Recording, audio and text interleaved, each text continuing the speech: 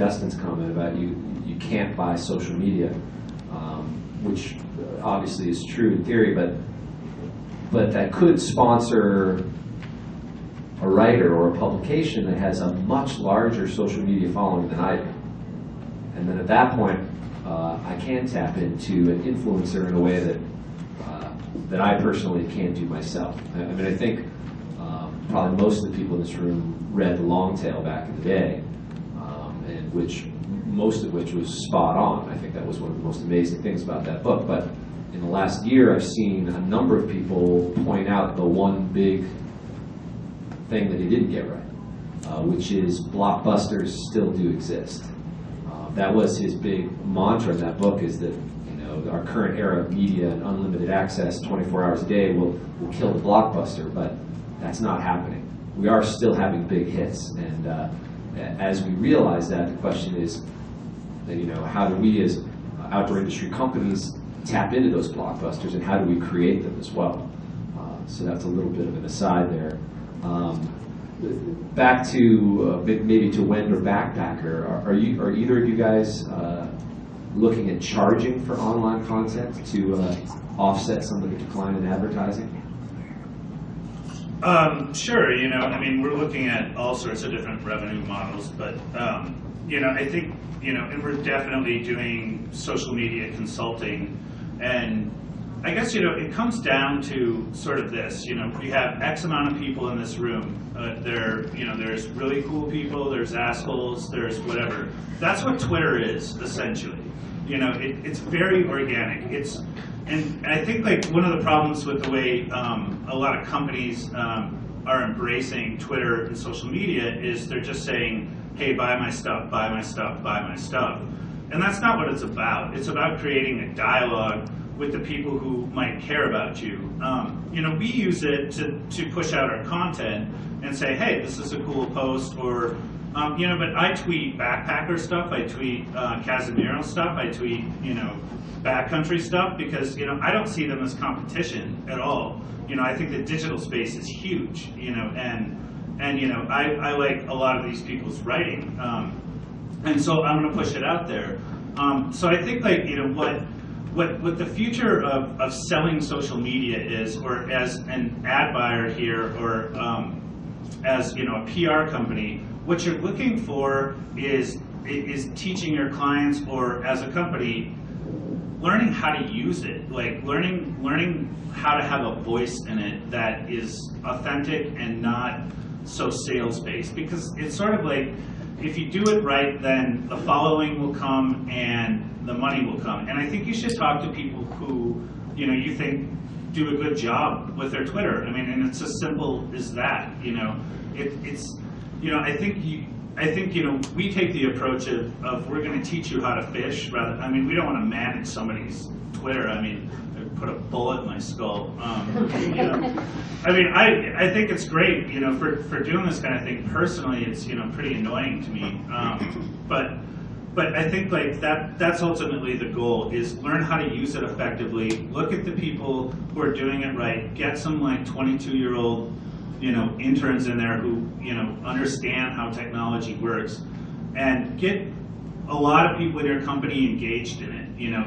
If you just have one person in charge of your Twitter, you're not creating even a dialogue in your own company or your own PR agency. They need to.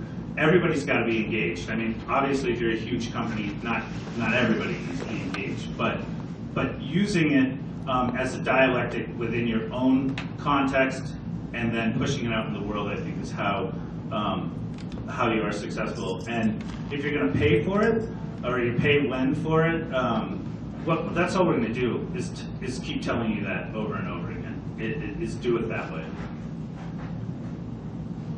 We have no plans to charge for content. There may be services. For instance, somewhere down the line, we may decide to put together a sort of advanced GPS navigation course, something like that. And as a lot of people know, Backpacker and Snooze are part of the same company, and one program that we're looking at is the Michael Hodgson Pimp My Retail Store program, where we sell Michael services, and he goes out on the road and yeah. But no, not on services, maybe yes, but not content. That's excellent.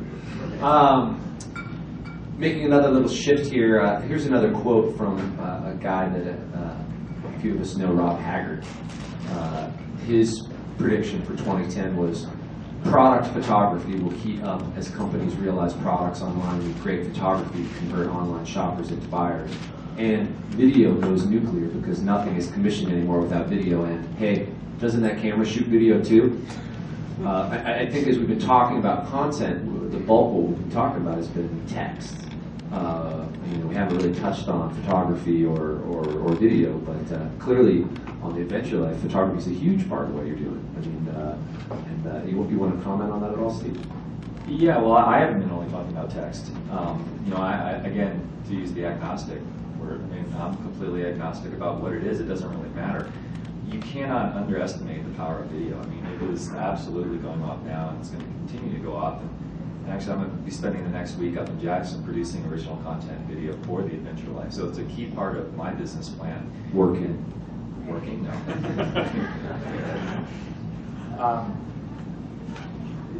Haggard, like Rob likes to whack at the hornet's nest a lot, but he's absolutely spot on this one. And I think one of the things that's underneath that, so far the bandwidth has been relatively low and the resolution has been relatively low, and everything's starting to shift to HD. I think one of the things that's going to be really key going forward is the garbage in, garbage out. The quality of the photography, the quality of the video, the production value has to go up, because as we get things like the iTablet or whatever it is that they're going to introduce, and the resolution is higher on all of these things. And so far, I think the last few years we've had this lo-fi revolution. We've really shifted to where crappy MP3 rips are fine, but the technology is changing so rapidly, and it's exposing the weaknesses of the message and also of the technology. So one of the questions that Drew had kicked around was, is online, with all this online, what happens to photography? Is it dead? And actually, I think we're in a golden era of photography. News gathering photography, communicating through photography. Everybody, I guarantee you, 99% of us in this room have a camera in our pocket, in our lap, on our phone. It's just going off. But what's going to happen then is things go forward. With all that, again, you're going to have to separate yourself somehow. And one of the ways you're going to do that is through the level of it, the quality behind it, the quality of the visual message too.